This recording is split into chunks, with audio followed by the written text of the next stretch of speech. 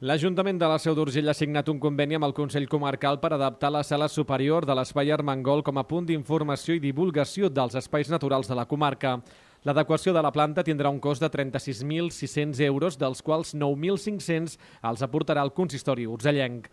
L'acord per a aquesta nova actuació a l'Espai Armengol es va dur a terme en el ple de l'Ajuntament de la Seu el dilluns. Que al final és un dinamitzador del nostre entorn, de la Seu i la comarca, i jo crec que està molt bé, és una cosa que pot tenir el seu encaix perfecte en aquest espai.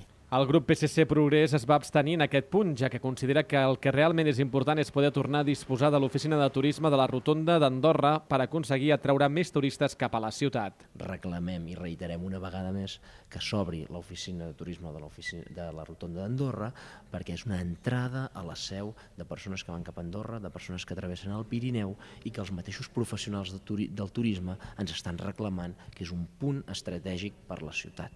L'antiga oficina de turisme ofereix aquest aspecte. Recordem que l'edifici és propietat de l'agència tributària i que caldria arribar a un acord per tornar-lo a utilitzar com a punt d'informació.